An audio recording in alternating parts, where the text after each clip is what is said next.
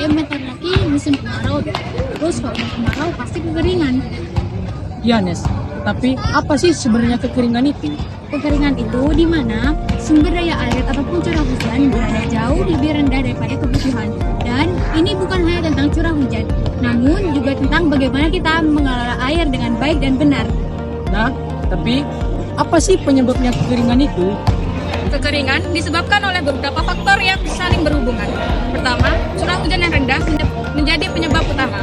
Jika hujan tidak turun dengan cukup, tanah tidak mendapatkan yang dibutuhkan untuk tumbuh tanaman. Selain itu, perubahan iklim berkontribusi besar. Suhu yang lebih tinggi meningkatkan proses penguapan air, sehingga tanah lebih cepat kering. Penggunaan air yang berlebihan juga menjadi masalah. Banyak orang yang tidak sadar bahwa mereka menggunakan air secara boros, baik untuk pertanian, industri, maupun rumah tangga. Dan jangan lupa deforestasi. Ketika pohon-pohon ditebang, tanah kehilangan kelembapan yang tidak bisa menyimpan air dengan baik. Jadi, penyebab kekeringan itu berasal dari curah hujan yang rendah, deforestasi, dan perubahan iklim. Apakah kita harus peduli tentang kekeringan ini? Betul, makanya mitigasi bencana itu sangatlah penting karena kita harus menjaga lingkungan dan mencegah dampak buruk dari kekeringan ini. Hai guys, kalian lagi ngobrolin apa sih? Kita lagi bahas kekeringan, terus pengertian dari kekeringan dan tentang mitigasi bencana. Apa sih mitigasi itu? Nah, mitigasi itu adalah serangkaian upaya untuk mencegah resiko bencana. Jadi, sebelum kita terjadi kekeringan, kita harus sudah siap dan memiliki rencana yang baik. Terus lagi ngomongin apa nih? Kami lagi ngomongin kekeringan dan cara pentingnya mitigasi itu. Kekeringan memang serius. Selain tanaman yang layu, kekeringan juga mempengaruhi ketersediaan makanan sehingga semua orang dapat terpengaruh. Makanya itu cara mitigasi sangat berharga. Kita dapat melakukan banyak sekali mitigasi. Contohnya adalah mengelola sumber air dengan efisien. Selain itu, menanam banyak pohon juga sangat penting. Pohon membantu menjaga kelembapan tanah dan mencegah erosi. Akar pohon menyerap air sehingga tanah tetap lembab dan tidak cepat kering. Dan pohon juga berfungsi sebagai penahan angin dan mengurangi suhu di sekitarnya, menciptakan lingkungan yang lebih nyaman. Betul, dan jangan lupa, semakin kita banyak menanam pohon, kita dapat mengurangi polusi udara. Hal ini sangat penting untuk kesehatan masyarakat. Jadi, menanam pohon itu bisa mengurangi risiko kekeringan ya, dan juga memperbaiki kualitas udara. Tepat sekali. Kita juga bisa membuat waduk. Waduk berfungsi untuk menyimpan air saat musim hujan. Dengan adanya waduk, kita bisa mengalirkan air ke lahan pertanian saat musim kemarau sehingga tanaman tetap bisa bertambah. Oh, berarti waduk itu bermanfaat ya?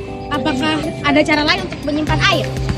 Tentu, kita bisa membuat tempat penampungan air hujan. Ini penting agar air hujan tidak terbuang dengan percuma. Dengan sistem penampungan yang baik, kita bisa mengumpulkan air untuk digunakan saat kekeringan.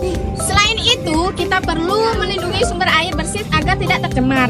Air yang tercemar bisa menyebabkan penyakit, dan itu justru menambah masalah kita. Wah, banyak juga yang harus kita lakukan ya. Terus, kalau sudah terjadi kekeringan, apa sih yang harus dilakukan oleh kita? Jika sudah terjadi kekeringan, kita perlu melakukan langkah-langkah penanggulangan. Ini tergantung kondisi daerahnya. Mungkin perlu membuat sumur baru atau mengirimkan bantuan air bersih menggunakan mobil tangki. Kita harus siap untuk bekerja sama. Penyemaian hujan buatan juga bisa dicoba untuk meningkatkan curah hujan. Ini adalah metode yang sering digunakan di beberapa daerah untuk membantu mengatasi kekeringan. Prosesnya melibatkan penyebaran bahan kimia tertentu di udara untuk memicu hujan. Dan jangan lupa pembagian air untuk pertanian harus adil. Semua petani harus mendapatkan hak air yang sama agar tidak ada yang dirugikan. Kita juga bisa membuat kelompok untuk memastikan distribusi air yang lebih adil. Jadi, semua langkah ini penting ya untuk menghadapi kekeringan itu. Betul.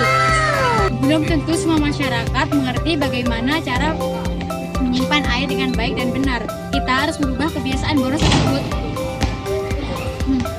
Kita bisa mengadakan kampanye untuk mengedukasi masyarakat, misalnya dengan workshop tentang cara menghemat air dan pentingnya konservasi lingkungan. Ini bisa melibatkan sekolah-sekolah atau komunitas. Itu ide bagus, Eca. Kita bisa melibatkan generasi muda untuk ikut serta dalam menjaga lingkungan. Nah, aku jadi paham nih betapa pentingnya peduli dengan lingkungan dan melakukan tindakan nyata.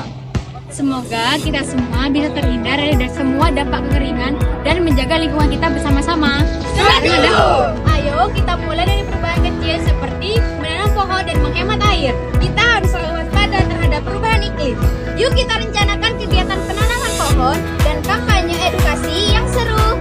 Bersama kita bisa membuat perubahan besar untuk bumi kita.